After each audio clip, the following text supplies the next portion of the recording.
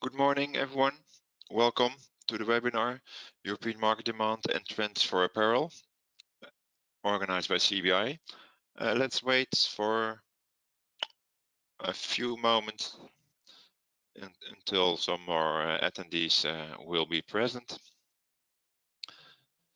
And then we'll kick off for today.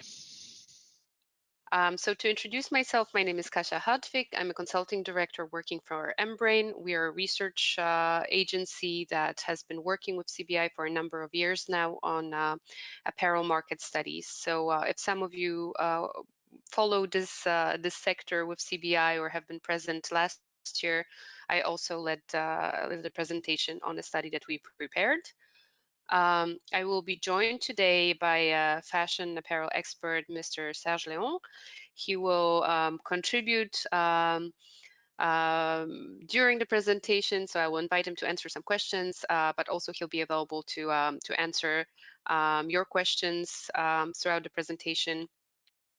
So don't be surprised when he pops in. In terms of the structure, this study will cover, or this presentation will cover two main segments. One segment will be the market statistics. This is what we'll start with. And then we will move on to trends. So once we finish the market statistics part, we will have some time for you to ask your questions. You have a ask a question function in the GoToWebinar. Just feel free to type in your questions and we will look through them and we will answer them after we finish each portion of this presentation. I don't think you can be heard or say anything out loud, but so make sure that all the questions that you have are written in the box. Okay, so let's start with the presentation. This presentation is about the trends and demand for apparel in the European market based on the research that we have done for CBI in the last year. You might have seen some of it already published on the CBI website. We will be looking at four different parts. So on one hand, we'll be looking at what makes Europe an interesting market for apparel. Then we will dive into the different European markets and kind of look more closely at different European markets to see which of them offer most opportunities for apparel exporters. Then we will look also at the different products on product level, which products from developing countries have the most potential on the European market. And at the end, we will discuss the trends, which trends offer opportunities or conversely pose threats on the European apparel market. All this is in context of small and medium enterprises from the developing countries, which I think most of you in attendance are. So what makes Europe an attractive market for apparel? As a summary, European Union is a major market for apparel exporters. It is one of the biggest, it's the largest actually, as a whole, largest apparel and textiles importer. In 2020, it imported 21.3% of all global apparel and textile imports. This translates into 23.7 billion units of clothing in 2020. There are 6 markets in the EU which comprise, the majority of the markets, so 73%. These markets would be Germany, France, Spain, Italy, the Netherlands, and a newcomer to this top 6 is Poland. We will talk about this a bit later. So in terms of the growth in the market between 2016 and 2019, we have seen a pretty decent growth of 4.3% compound annual growth. Of course, due to the pandemic, we have seen a pretty severe drop between 2019 and 2020.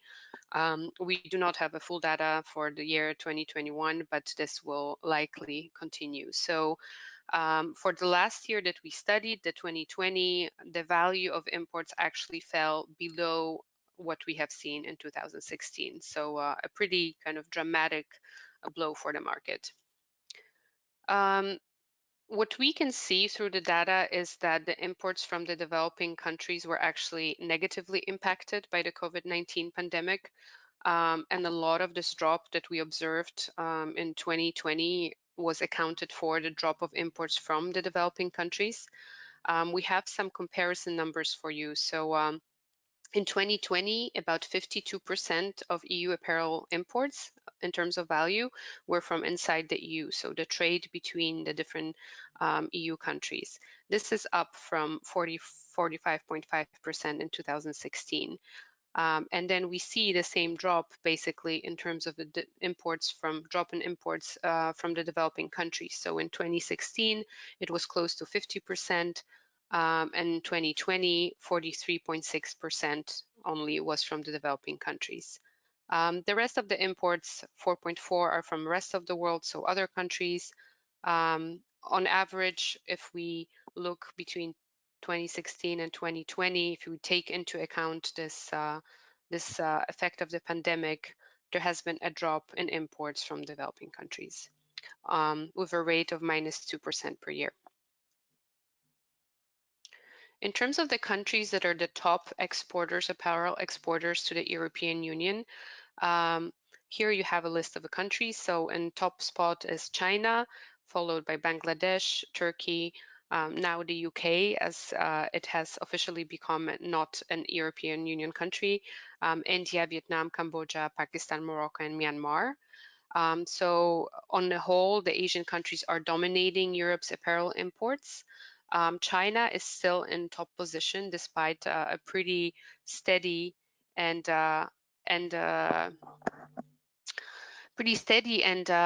continuing decline in the value of its imports. So in the last 5 years, on average, the value of imports from China has been declining by 6.6% each year.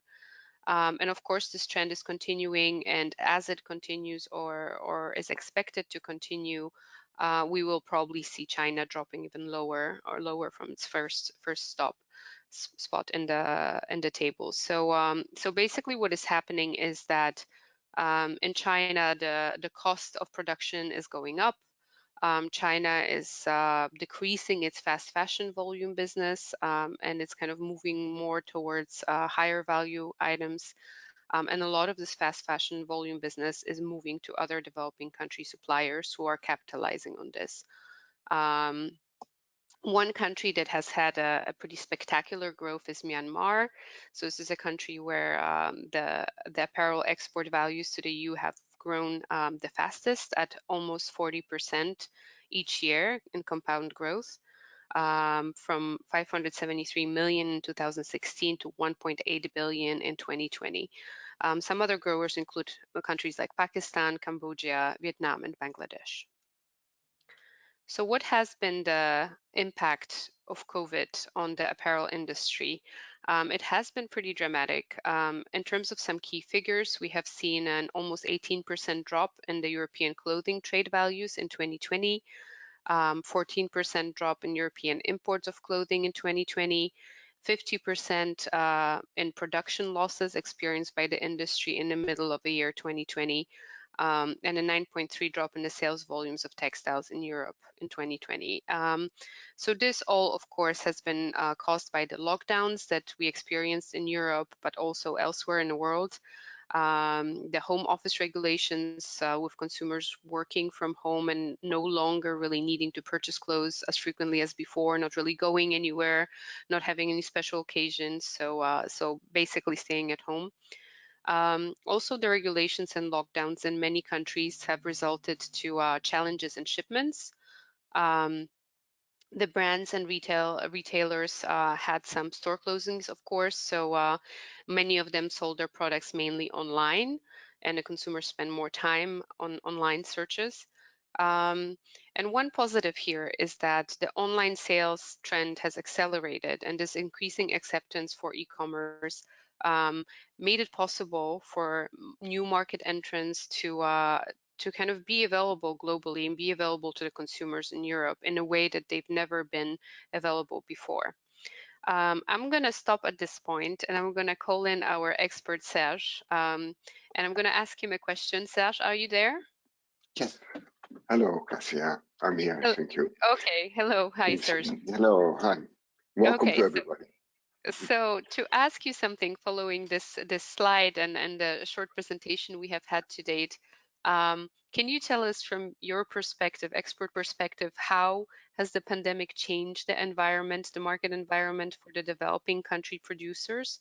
And what are some things that they should pay attention to now? Yeah, thank you very much, Kasia, for the question.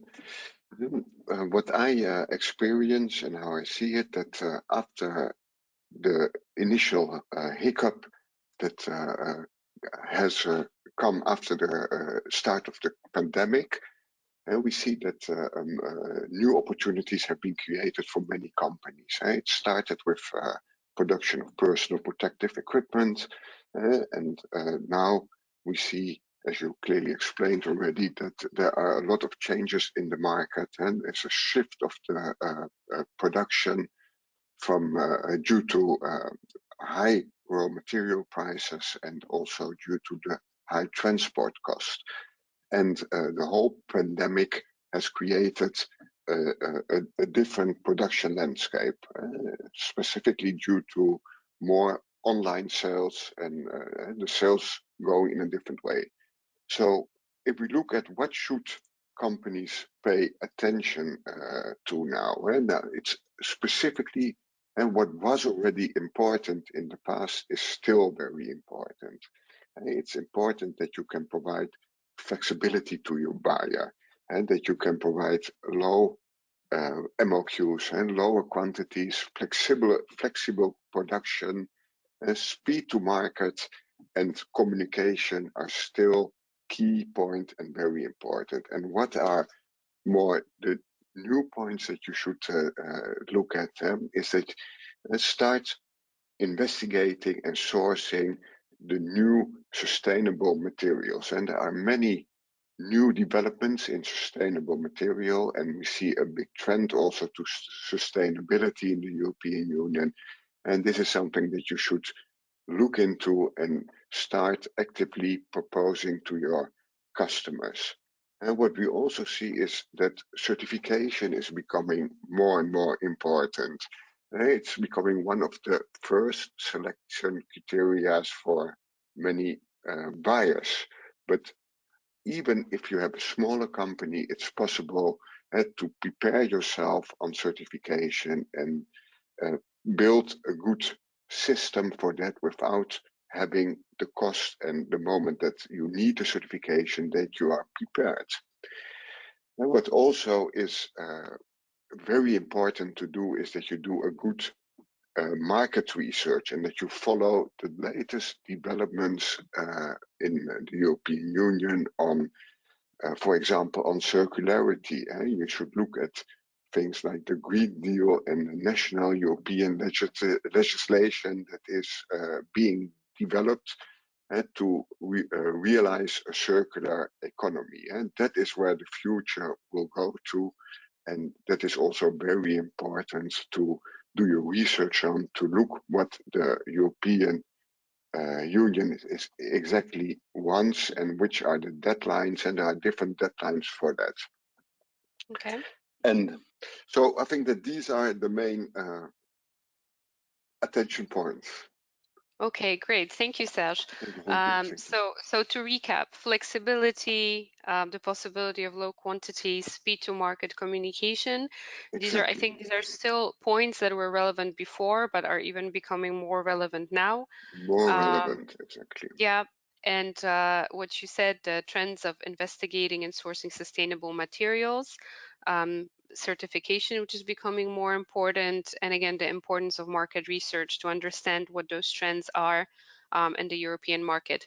I'm hoping that CBI is helping out our attendees here with the market research. I hope it's working very well.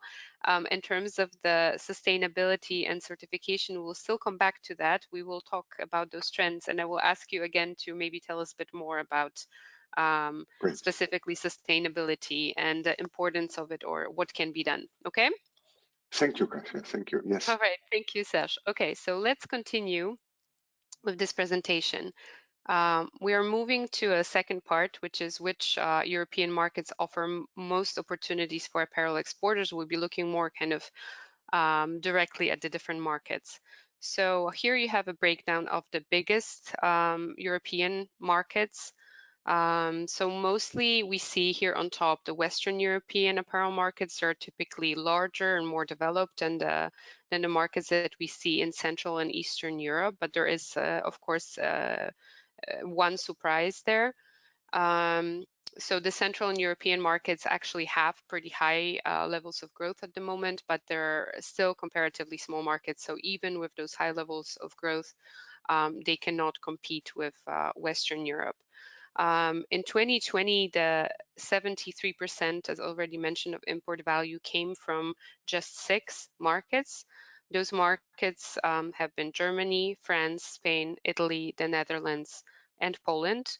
Up till now, we have seen the top 5 here in the 6 up to Netherlands. Poland is a newcomer due to 2 different factors. So on one hand, the UK has dropped out of the EU, so it's not longer considered as one of the EU markets. It was another big market in the past. But the second factor is that Poland has actually been growing at very high rates in the past years, in the past decade, really. So here we see a 5-year growth of 13.3% per year in compound average. And it's a market that's definitely developing and is becoming one of, I would say, nearshoring markets for the EU. And we definitely will see more activity there. So as we said in the previous presentations, also, it is a market to watch for apparel producers. So some other fast-growing EU markets would include Romania, Czech Republic, and Hungary. But as I said already, these markets are pretty small still and do not kind of qualify in the top 10. In terms of the top EU importers from the developing countries, we again see a very similar lineup. Again, we will see Germany, Spain, France, Italy, Netherlands, but then Belgium in 6th place. So these 6 countries account for 82% of imports from the developing countries. Germany is the single largest apparel importer by value from developing countries. It's the biggest market. Poland again is seeing the highest growth, so it's growing. Its growth of imports from developing countries is growing at a higher rate than its overall import rate. So it's definitely a net gain here. So 18% per year. And Hungary has the highest, strongest overall average annual growth. It's 34%. This is imports from developing countries, but again, it's a pretty relatively small market, not big enough to be in the top 10 on this table. In terms of the different import unit prices, what we can see is that, of course, there's a difference between the extra EU import prices and the intra-EU import prices. The highest prices we're observing currently in Austria and Scandinavian countries, the lowest prices at the moment in Spain, Poland, and Belgium. The apparel imported from other EU countries, so all the intra-EU trade, is typically 1.5 to 2.6 times more expensive per unit than apparel imports from outside the EU.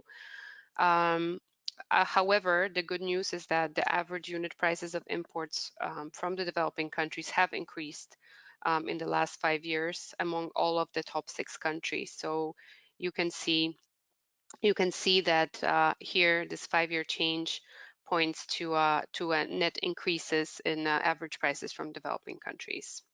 The country that has had the highest gain has been the Netherlands. Here it's pretty high in comparison to the other countries. Now moving on to single markets. Germany is the EU's biggest apparel market. Its overall import values for 2020 have been a little over 30 billion euros. This translates into 4 billion units of clothing.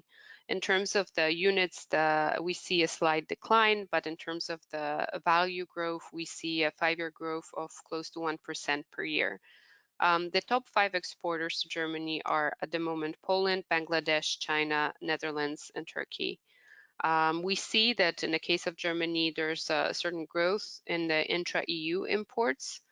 and a certain decline in the extra EU imports. China's share has been decreasing in the last 5 years, so it went from 19.2% in 2016 to 11.5% in 2020. On the other hand, Poland is increasing its shares of imports significantly and now became the biggest exporter of apparel to Germany. In terms of the imports from the developing countries, Germany imported 14.7 billion worth of apparel from the developing countries in 2020, and Bangladesh is currently the largest developing country exporting to Germany. Moving on to the second biggest market, this would be France. France has an import value of 17.1 billion in 2020. It's showing a negative growth, so minus 1.7% 5-year growth, and a decline also in volumes. The top 5 exporters to France would be China, Germany, Spain, Italy, and Bangladesh. So we overall see a dynamic of both the intra-EU and extra-EU imports declining in the last 5 years. So coming back to this dropping 5-year growth, the China's import share has decreased by close to 5%. On the other hand, the shares of Bangladesh, Germany, Spain, and Italy have increased significantly. In terms of the developing countries' imports, France imported 7.5 billion worth of apparel from the developing countries in 2020, making it the 3rd largest importer from this group. The 3rd country would be Spain. Spain has an import value of 14 billion in 2020, slight decline over the last 5 years, both in terms of the growth and in terms of the number of units or volume. The share of exports from top 5 exporters, we can see here, the top 5 are Bangladesh, Turkey, China, Morocco, Italy. We again see this trend of the imports from China declining like we see it everywhere else, and the growth of imports from Bangladesh and Turkey. In terms of the developing countries' imports, Spain imported close to 10 billion worth of apparel from developing countries in 2020. Showing a slight year-on-year growth. Generally, Spain is, or traditionally, Spain is a large importer from the developing countries. Next country would be Italy. So Italy was hit pretty hard by the pandemic, and it showed in the losses in the imports values. Here again, we see a declining share of China. The overall import value to Italy for 2020 was 11.5 billion. We see a 5-year growth of a 5-year decline of minus 1.7% yearly, also decline in import volumes. The top 5 exporters to Italy are China, Bangladesh, Spain, France, and Germany. Again, we see some dynamics where there's somewhat of an increase in intra-EU imports, but a decrease in extra-EU imports. Bangladesh, Spain, France, and Germany are all growing their market shares, so they all see positive development. In terms of developing country imports, Italy imported 5.8 billion euros worth of apparel from developing countries in 2020, showing a decline of 4.2% over the last 5 years. So there's a declining trend. But also you have to factor in that this includes the pandemic, and Italy was one of the first countries hit by it pretty seriously. The next market would be the Netherlands, which also reacted pretty strongly to the pandemic. The Netherlands is actually a country that has the highest import share from China in comparison to the other EU markets. Its overall import value is 11.4 billion euros in 2020, with a slight 5-year growth, but decline in terms of the volumes. Here we see that there was an average annual growth rate of intra-EU imports that was very high, so 12.9%. And at the same time, we saw that the extra-EU imports lost value. And the imports from China, Turkey, Bangladesh all dropped in the last 5 years and have been replaced by partners such as Germany and Spain, which grew during the same time. In terms of the developing countries' imports, the Netherlands imported 5.8 billion euros worth of apparel from the developing countries in 2020. This is a decline of 6.2% over the last 5 years. The last country, again, this is Poland, as already briefly introduced. This is one of the few countries that are significantly increasing their imports, both as such on global level and from the developing countries. For 2020, we saw an import value of 8.7 billion euros for Poland with a 13.3% 5-year growth. Also growth in volumes. Currently, Germany is the biggest partner for Poland, comprising over 40% of its exports to Poland or imports to Poland, followed by Bangladesh, Spain, China, and the Netherlands. Again, we see here a growth in extra EU import, which grew by 17.3% compared to 11.8% growth for intra-EU imports. China, again, is losing market share, so it's going down in the last 5 years. Bangladesh, Spain, and Germany grew their market shares during the same time. In terms of the developing countries' imports, Poland imported 2.5 billion euros worth of apparel from the developing countries in 2020, showing a very considerable growth here. Over the last 5 years. Again, maybe this is still much smaller than the countries we just discussed, but keep in mind that the imports from developing countries are growing pretty strongly for Poland. So this is something we're not seeing in other countries. Again, making it a somewhat interesting market for you. So here are some tips to get established in the EU apparel market. Based on the research that we've done, we think it's important to focus the efforts on the top 6 EU markets, the ones that are very well developed, large, have high acceptance of developing country producers. So those top 6 markets: Germany, France, Spain, Italy, the Netherlands, and now Poland. But you should also closely observe opportunities in other EU countries. So just like in the case of Poland, we said, please observe Poland. It is growing very fast. You know, now we see it happen, and we see Poland enter top 6. You can reach out to major brands and retailers that are successful in many of those countries and play in the market in many of those countries for potential subcontracting opportunities. I think it's also important to understand the European buyers' needs for alternatives to Chinese products. We see a very strong trend away from Chinese production, so this plays to your advantage. You should prepare a sales pitch on competitive costs, coupled with high quality, design, environmental friendliness, technical capacities. If you can provide competitive costs for mass production and develop your capacities, at the same time, try to develop your capacities in higher value items and accessories. This could be a good strategy. It's important also to learn consumers' new habits and perceptions. So kind of looking at the new trends about sustainability or, for example, wearable technology, something that we'll talk about a bit later.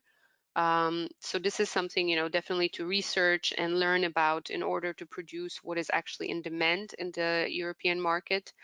And if you choose to do any sort of direct-to-consumer or online sales, it would be important to support it with a marketing campaign via both traditional and new channels. Finally, a note that to successfully export products to Europe requires many decisions. As Serge already mentioned, it's important to do your markets research to understand those markets, to understand, what they're demanding and what the rules and regulations are in them. So CBI has a number of studies that will help you get acquainted with those markets and learn about the different realities of those markets. Feel free to read those studies to get informed about the different topics and to understand what the requirements are in the EU. As Thomas said, they will send the presentation to you. You can just follow the links. I think all of those here CBI studies are linked, so they will take you directly to the CBI website. Moving on to the section number 3, which is on products. Which products from developing countries have the most potential on the European apparel market? So here we're looking at a table with EU apparel import value by product category. The largest apparel category imported in the EU in 2020 is pants. It had 28.6 billion in value, and accounted for over 1/5 of all apparel imports. It is followed by shirts and blouses, coats and jackets, knitwear, and dresses and skirts. These 5 categories account for close to 80% of all imports into the EU. In 2020, dresses and skirts was the fastest growing product category. It was growing at 5.2% per year by import value, and then it is followed by swimwear and active sportswear, growing at 2.8%. It's another category that has been traditionally a fast grower in the market in terms of imports, but also in terms of the overall market demand. Conversely, we see a few categories that have been declining over the last 5 years. This has been shirts and blouses, denim, and suits and ensembles. So you have the kind of the statistics here. Shirts and blouses have been the biggest loser, let's say, in the last 5 years. In terms of the products that are specifically being imported from the developing countries, we have a somewhat similar picture here. The biggest category, again, is pants. And then the top 3 segments that accounts for 57% of all imports are pants, shirts and blouses, and coats, jackets, and blazers. In terms of the growth, we see growth in 2 categories again, dresses and skirts and swimwear and active sportswear, both of them are growing at over 2% and 2.8%. So in the past years or past decade, maybe the developing countries have specialized really in exporting, especially denim, pants, t-shirts, and blouses. And we think that those markets are pretty quite developed already, and it would be important to look maybe in some other segments that offer opportunities. What shines through research is that active sportswear, swimwear, athleisure, let's say, and also loungewear are some of the segments that still offer opportunities and could be potentially high growers for the EU market. So something to look into. In terms of the prices, average unit prices, we overall look at an improvement in the average unit prices of imports originating from the developing countries. They, of course, vary very much depending on which product we're talking about, both the prices and their development over the last 5 years. What we can say is that the last 5 years has seen a mostly positive price development with the highest increases or the highest increases seen for denim here and shirts and blouses. At the moment, coats, jackets, and blazers are the highest value items. So this is this and suits and ensembles are also one of the highest value items. And then you see kind of lower value items such as nightwear and intimates, which are more like a mass market, lower value apparel with lower average import prices. In terms of the biggest increase, as I said, it's already it would be denim. So we see denim prices that increase the most, up to an average unit price of 8.6. And then we also see a pretty significant decline in the prices of dresses and skirts, which went down to 6.61 in 2020. So some tips on how to decide on the most potential, on the apparel items of most potential to export to the EU. You should try to utilize the potential of the categories that are growing. So for example, such as swimwear and activewear, sportswear. This category has shown pretty significant growth in the past year. You can go to the CBI webpage and look at the study on exporting sportswear to Europe for more details and look at this product segment in more detail. It would be also good to take advantage of opportunities for largest market segments. So in this case, there would be shirts and blouses, coats, jackets and blazers. Of course, you would have to learn about all the trends in those markets and follow the new trends to offer items that fits the consumer's taste the best. In terms of the unit prices, We see some declines in the unit prices for pants, as well as dresses and skirts and suits and ensembles. It's important to keep in mind that you really have to have exceptional, unique selling points when you want to sell to those segments or be successful in those segments. Again, a theme or topic that will kind of come through all the time, sustainability is definitely a long-term tendency. It is necessary to understand the expectations connected to sustainability and to focus not only on materials, but also to implement more eco-friendly production processes and recycling. But again, this is something that we will still discuss in more depth a bit later with some inputs from Serge. Okay, actually this later has come now, so this was the end of the third section. I think our plan right now is to take a moment, take a little break, and let you ask your questions. So I don't know, Thomas or Serge, is one of you screening through the questions? Yes, thank you, Kasia. Hi, And again, Thomas.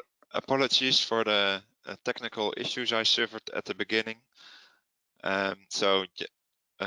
Glad my colleagues picked it up correctly. We have like a question round now in the middle before Kasia goes on with the trend section. There's one question from Giovanni. He says, I find it strange that Poland is the biggest exporter to Germany, but is not mentioned as an exporter to any other EU country.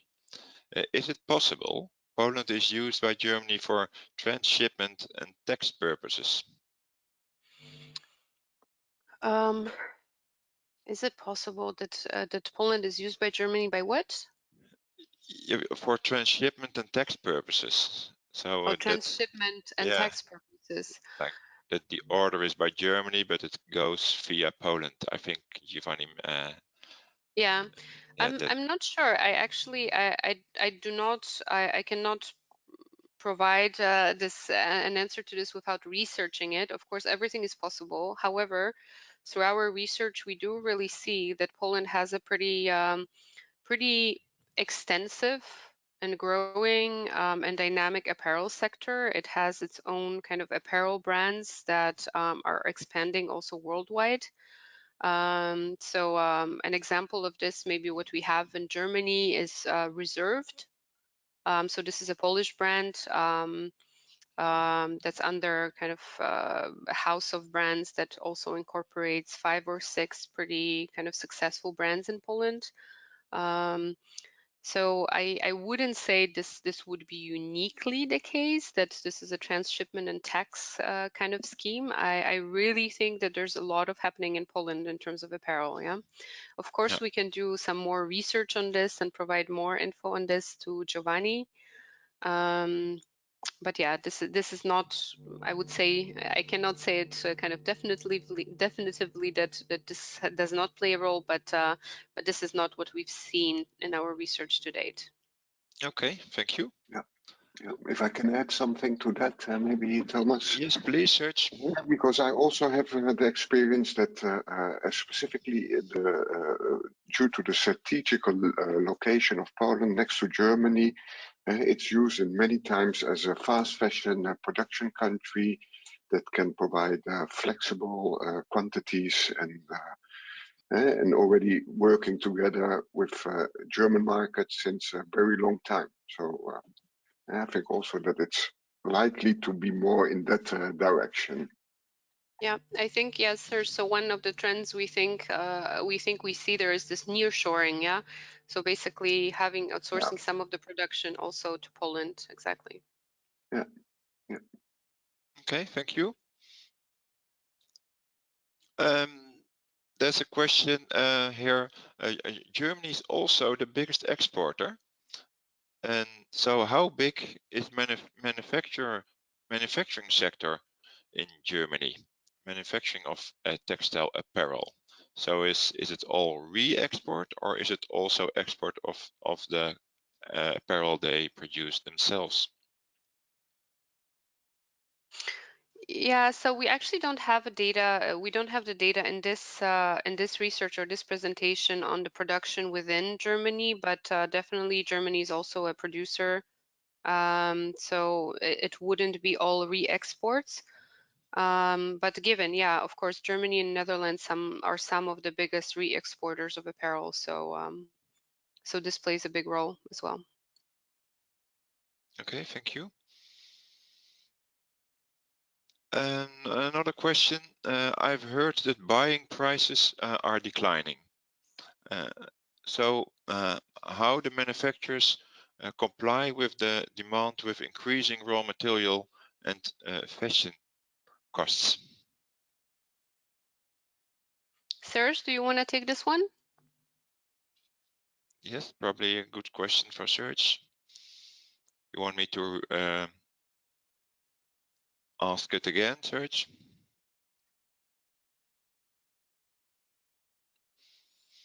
Yeah, I think that I can reply on that, Thomas. Okay. And yeah, of course, we see that buyers are trying to lower prices, but the market is changing. It's changing more into a seller's market at the moment, because also we see that buyers have difficulties to place orders in some countries. And yeah, due to there's a lot of price pressure. I agree on that. There's a lot of price pressure in the market, but still, at the end, due to the higher transport costs, due to the higher raw material costs, and due to the shift of the production, at the end, prices will increase.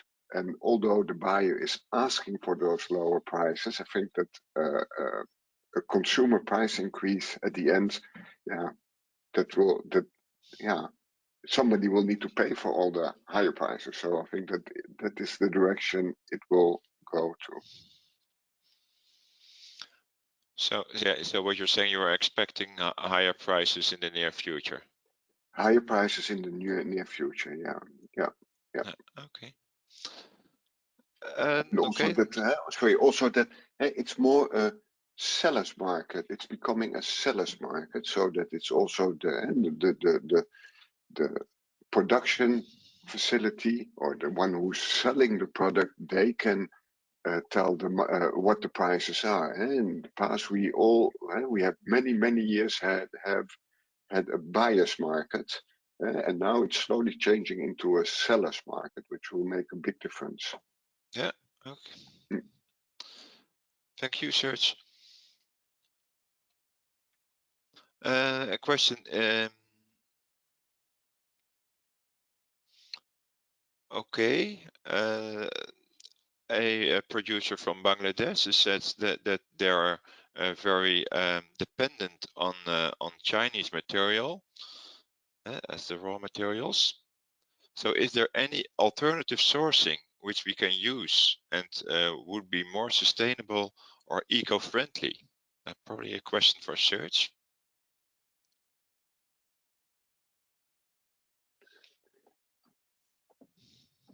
Yeah, please note that the more nearby you source, the more eco-friendly it is, of course. And I know that also in Bangladesh, the supplying industry is developing. But I think it would be a very important point for Bangladesh to also invest in specific production of raw materials, dyeing, and new techniques, and in that way they can solve a little bit the dependency from China. But at this moment, yeah, it's difficult to say which country could be the solution for China. But look at the more nearby countries. I know that Pakistan also has good sources, and local in Bangladesh, more and more dyeing facilities with possibilities are coming, and important that Bangladesh starts developing their raw material factories, and in that way. Okay, thank you. Okay, also for time purposes, let's go to the next session for Kasia. It will be on trend. Okay. Thank you, Thomas. So the last session here, or last part of the presentation, is the trends, which trends offer opportunities or pose threats on the European apparel market. And we've identified 5 key trends. These are not trends that are completely new. They're trends that have already existed in the market in the past. So one of them is sustainability, something that's very often mentioned. It is the new industry standard, or maybe kind of a consistent industry standard now in the EU. The second one is corporate social responsibility, which continues to gain importance and is linked to sustainability. Then we have the technology trend, the apparel industry increasingly driven by technology and technological advancement, both in terms of production, but also all sorts of technological solutions targeted at the customers and better kind of selling, catering to the customers. The fourth trend would be the power of social media. So social media has become a big player actually in the apparel industry in terms of the marketing and very often now also selling of apparel. And the final trend is a product trend actually. So we consistently see that these comfortable and sportive outfits are becoming a new norm on a day out. So this is a product segment that has been growing pretty consistently. And again, through the pandemic, this trend has been amplified with people kind of spending most of their lockdowns in those athleisure and loungewear outfits. So moving on to sustainability. Um, we don't have super much time actually left for this webinar. We have about 10 minutes, so I will not kind of read in depth each slide, but talk more in kind of broad terms about them. I also wanted still Serge to weigh in on sustainability because I think he has a lot to add. So excuse for this, but the presentation will be sent to you by Thomas, and you can always ask questions and read through it also after this webinar. So of course, the clothing textile industry is one of the largest polluters in the world. It has brought on the scrutiny of both the regulators and the consumers. So on the regulator side, they're continuing to raise standards and impose new rules and consequences, something you have to be aware of when entering the EU market. And then consumers, of course, on the other hand, are increasingly aware of environmental impact of fashion and increasingly choosing fashion that's more sustainable. The manufacturers, of course, are responding to this in their own ways. So some brands, for example, are increasingly using sustainable and eco-friendly materials. This could be recycled materials, but also different types of fibers like low impact biodegradable fibers. We see a more sustainable and circular production. This is something that Serge already also alluded to, the idea of circularity. So companies are aiming to reduce their carbon footprints, water and textile usage. They try to eliminate, for example, the coal-fired power sources. There's support of climate positive projects. So many brands are joining, for example, the ZDHC Roadmap to Zero program, or having signed a new plastics economy global commitment. And on the sales side, we see the emergence of circular sales models. So it's not only kind of secondhand stores, but actually brands and companies that are increasingly exploring those circular sale and resale models.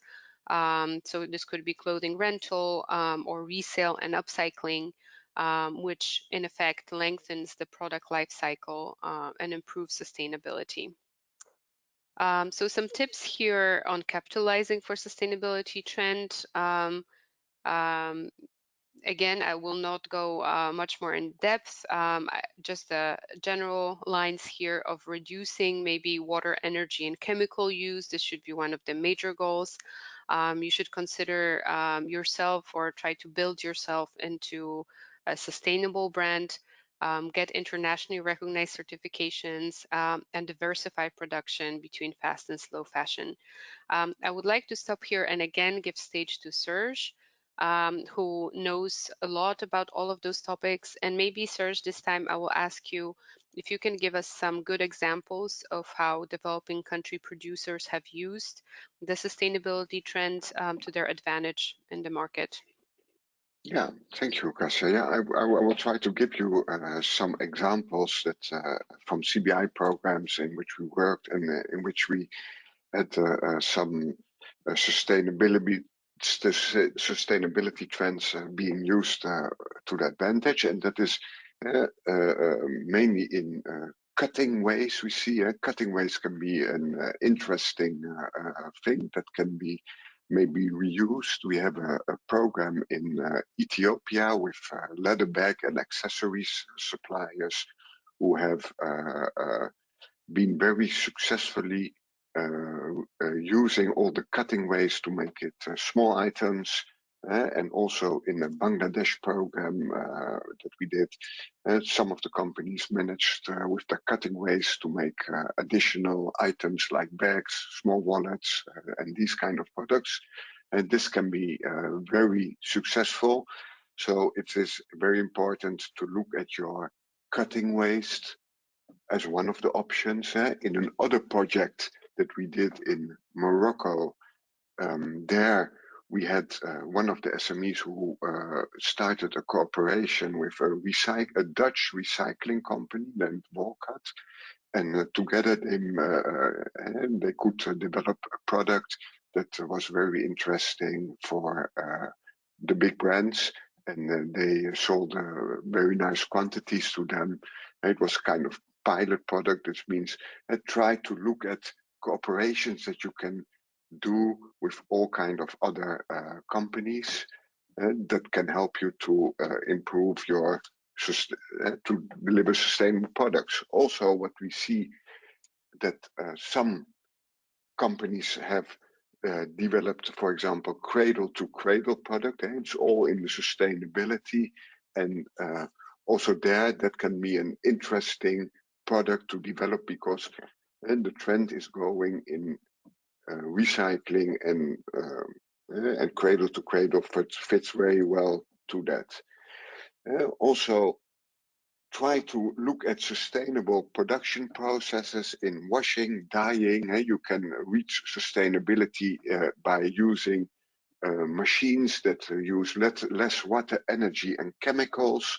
The development of the different chemicals in the wet processing goes very quickly, and we see that chemicals can be new chemicals have been developed, have less process time, need less water, need less energy, so you can save already on that point.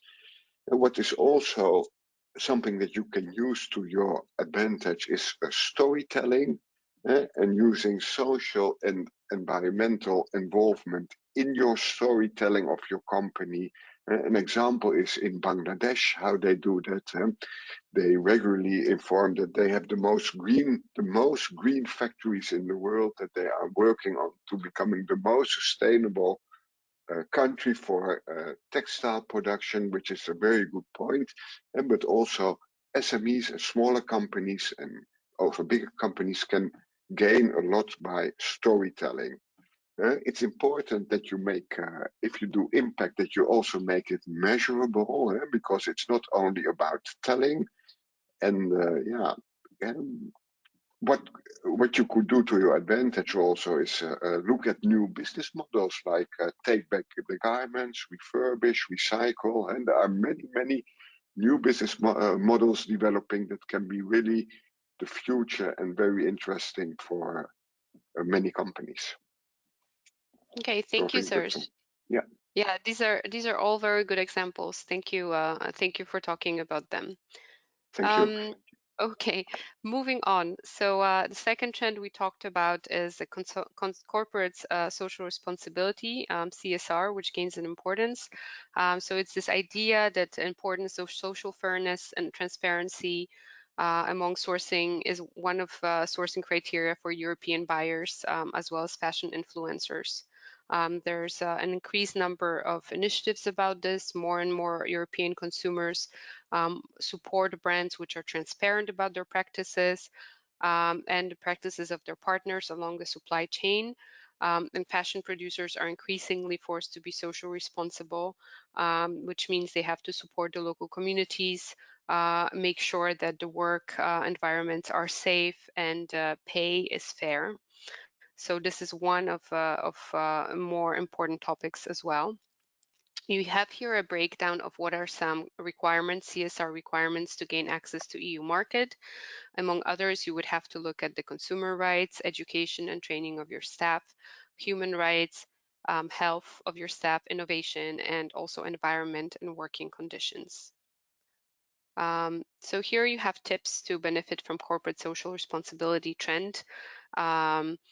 You have to be aware of the fact that your factories and also your suppliers' factories may be inspected by the buyers. The buyers currently are responsible for what they source, so they are responsible for what is happening in your factory and in your supplier factories. They do not want any sort of PR scandal, so they increasingly will be checking on this. So it's important for you internally to create a CSR policy to make sure that you include proper workplace safety guidelines and fair living wages. You can look and do research on this, look at the different CSR guides that exist. But overall, you have to complete and put together a plan to ensure that your factories are a safe place to work, that there are proper safety measures there, etc. This also applies to the production processes, so it's important to eliminate any production processes that are hazardous or outlawed. There will be more information in the papers that are published on CBI website. So please research this, inform yourself about this. And the last point also it's important to verify that all of your suppliers and companies that you work with in your supply chain also comply with those sustainable practices and with workplace safety. So this will be increasingly checked. The third trend is the technology trend. Of course, we see a lot of technologies, new technologies being kind of implemented in this segment. The main trends that we look at in terms of technology is automation and SUBOTs, but also artificial intelligence, blockchain, virtual and augmented reality, e-commerce and mobile commerce, but also 3D printing and Internet of Things. All of those different subtrends for technology have their different benefits, of course, that you can read about through this presentation, but also I believe there is a CBI study on technology and fashion, so this would be a good source to kind of look at those trends and what opportunities they might present to you.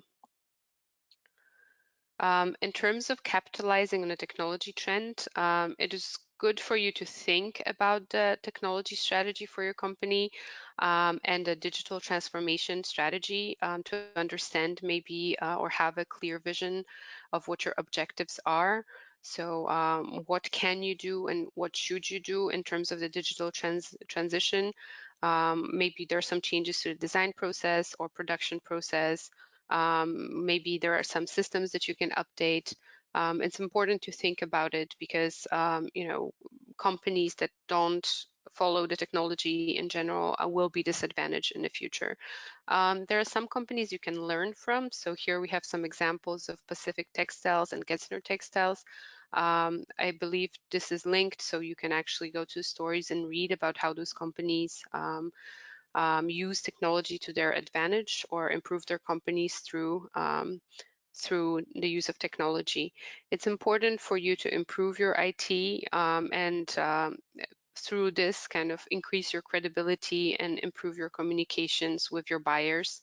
Also streamline your ordering process. So you have to look into which management systems are the best for your company and what management systems the clients work with and are prevalent in the market. You can, of course, use the enterprise resource planning software and analytics tools in order to increase your kind of internal knowledge about the different fabrics and production times and pricing, etc. Overall, we would suggest that you stay up to date with new technologies and you keep in touch with your clients to understand, where their technological standpoint is and what they expect from the technology standpoint from you. The fourth trend is the social media, which has become an important marketing and sales channel. So this is something we see increasingly, just as we see kind of an increase in online sales. Social media is kind of emerging as a channel for European buyers where they browse through different fashion, and they get influenced by what is shown in social media, and occasionally they also start buying through the social media. Such as Instagram, for example. So there are many companies that are increasingly kind of using social media to their advantage, either for publicity, marketing, or directly as the shop now kind of function, like what you have now available on Instagram. So some tips for you to make use of social media. First of all, you have to be present on social media and have kind of like your professional, well-polished presence there. It would be great if you can create some surprising or viral content promoting sustainability or social responsibility to get noticed. You have to think, I think, about your strategy. If your social media exists only for the prospective buyers, or are you also thinking maybe in any way as a part of your strategy to sell direct to consumers and sell via social media? So this is something to think about. In any case, the social media channels that you have to be updated regularly. It's important for you to interact with your consumers. So ideally, you would have a dedicated person who is in charge of the social media and answers questions and comments and creates positive exchanges to create trust and attract followers. You can, of course, draw inspiration from brands that already have successful strategies and large followings. So one example of a developing country producer is Kapshi. They produce swimsuits. It might have expanded already into other clothing categories, but they have an Instagram account. They advertise very heavily on social media and have been an example of a company that has grown very successfully through this type of marketing. The last point here is that it would be important for you to familiarize yourself with what the latest fashion trends are on social media. You can look at the different relevant fashion influencers and leading European apparel players. So in essence, it's never been as easy for you to kind of have access to what's fashionable. I mean, if you do your research through social media of the brands and influencers, they can show you basically, what's in vogue, what is in demand, what maybe the new trends will be. And the last trend here is the trend of athleisure and comfortable and supportive clothing that is getting increasingly popular. And again, this is something that has been accelerated by the pandemic. We see, but something we've seen before as well. So there's a rise of health and wellness lifestyles. In Europe, there's many startups that provide provides their employees with kind of more casual options. There are more high-tech materials which are kind of used in the sportswear. So, for example, waterproof and breathable and elastic. Overall, we see consumers who are becoming far more conscious of their health and well-being, and more interested in athleisure and comfortable sportive wear. It has been also more socially accepted for people to walk in the street in kind of the sportswear. So it's a definite trend. Overall, we see that the global athleisure market is set to grow and reach close to 480 billion euros by 2023. Europe is currently one of the more significant importers of sportswear in the world. So some of the tips that you can gain from this sportive outfit trend. So first of all, you can make a choice to offer this as a product category. So, to satisfy demand in this market, it's a decision you have to make. There are different fabrics that you can investigate. So the high performance fabric that produce functional and technical athletic clothes. So this is something to look into, but it's not necessary. You can also just, it doesn't have to be super high tech, high performance product. As long as you have a well-designed, attractive athleisure product, I think it has potential for success in this market.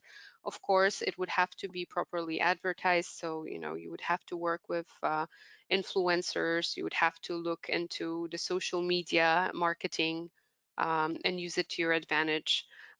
Overall, the idea is, if you kind of enter this segment, it's important to continue to innovate and offer very high quality, multi-purpose items that fit with various types of activities, can be worn for sports, but also casually, socially. It's important for you to stay informed of the trends that are doing well currently, but also think about the ways how you can innovate and stand out.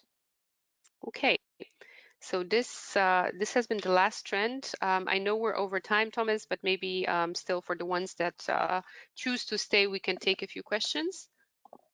Thank you, Kasia. I don't think we're really over time. That's what's scheduled till 11:15 originally. Oh, okay. So that's great, those were some nice trends. I hope some of the audience can seize the opportunities of these trends. We have some questions, and I think the first question is for Serge. And will you address the issue of carbon tax to be applied on apparel exports to Europe from Morocco, for an example, and how these producers should deal with it? Are you there, Serge? Yeah, I'm there. Yeah, it's about the question. Yeah. Yeah. At the end, it's difficult to say, but about carbon tax, because there will be at the end a carbon tax, because all the carbon footprint should be lowered, and so there will be a need of carbon tax. But in the end, yeah, I don't know if it will be specifically for Morocco, but it will be all over. It will be for all the companies exporting to European Union and importing into the European Union. And yeah, at the end, the carbon tax will make prices increase and will make products more expensive. And I think that less CO2 is used if you go to more sustainable production processes. Also, there will be less tax to be paid for carbon. So I think that is a little bit the idea.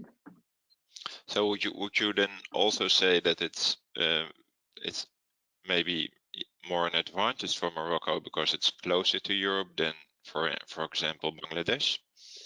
Yeah, should be, because if you look at all the CO2 emissions and transports, and the closer by you are located, and the less CO2 you will use. And also, if you look at the production process, the more sustainable your production processes are, because at the end, in 2050, it should be CO2 neutral, all the imports into the European Union of apparel products.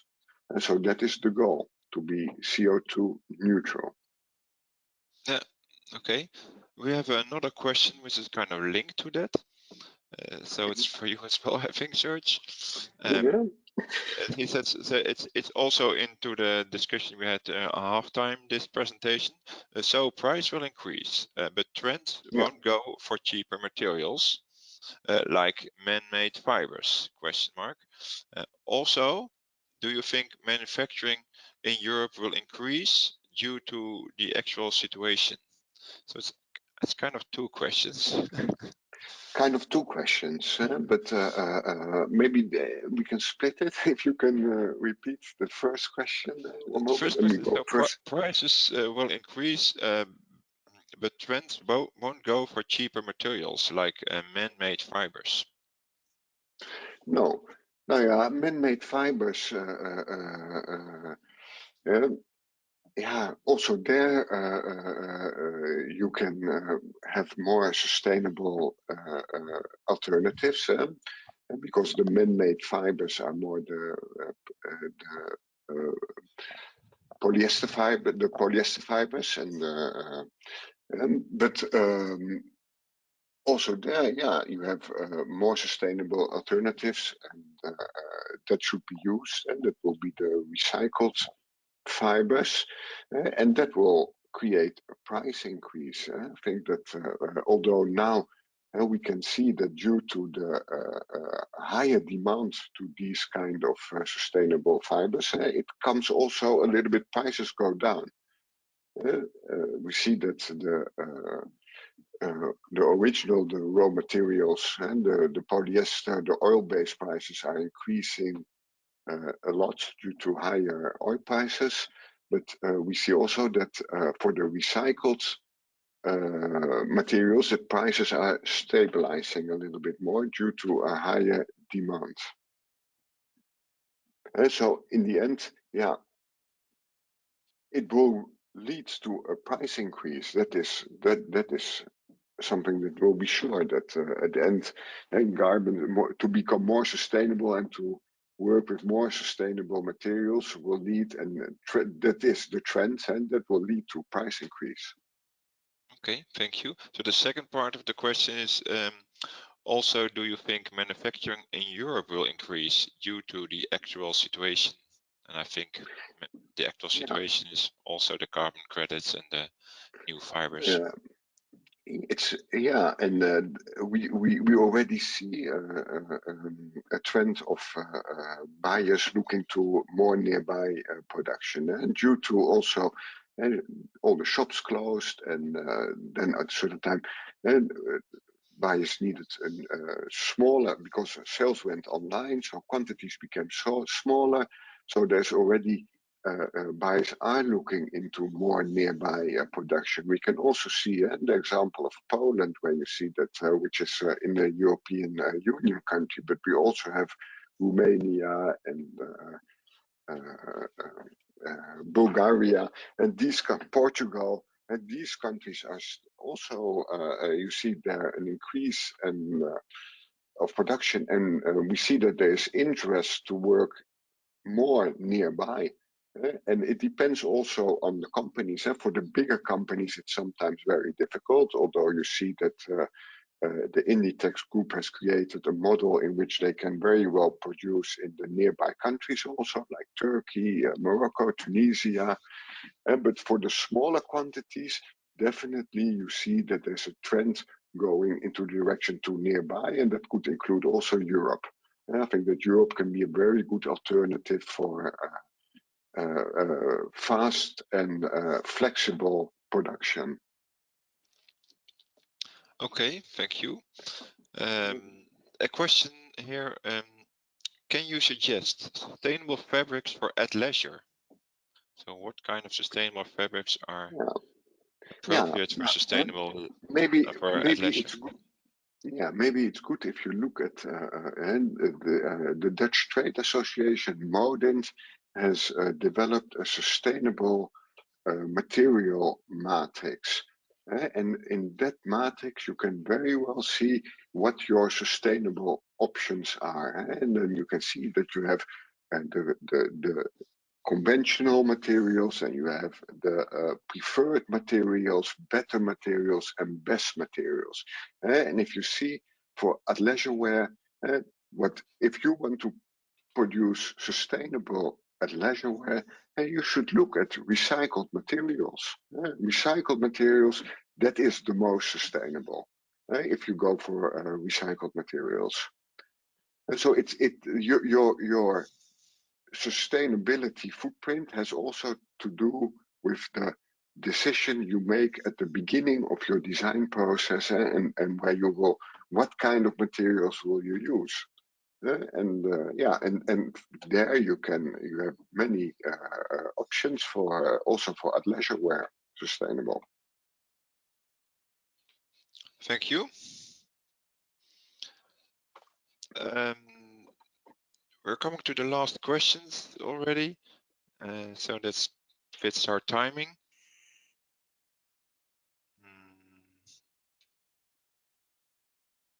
Okay, here it is.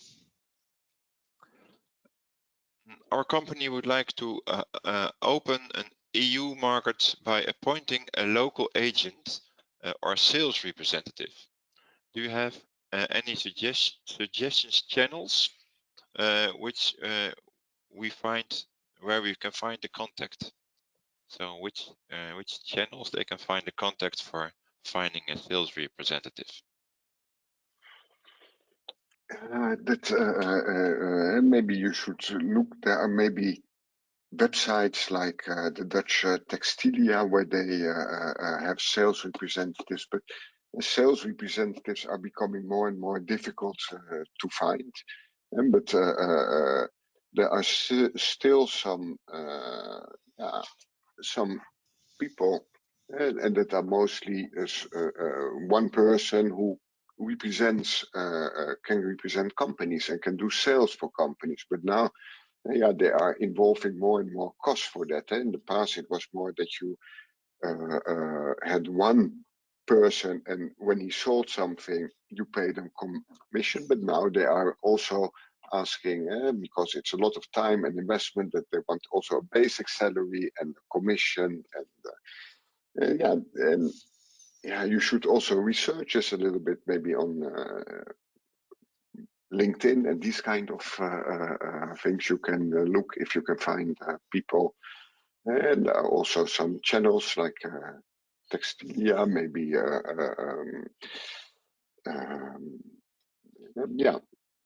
these kind of channels where you can do research on internet on how to find a good agent. But it's getting more and more difficult, and many companies are looking to do direct business. It depends also a little bit on the product you are selling. Okay, thank you, Serge. So we're coming to an end of the webinar today. So I really want to thank Kasia Hartwig from Embrain for this presentation, and of course I want to thank Serge Léon for his input today. Because of the technical issues at the beginning, I didn't get a chance to really introduce them correctly.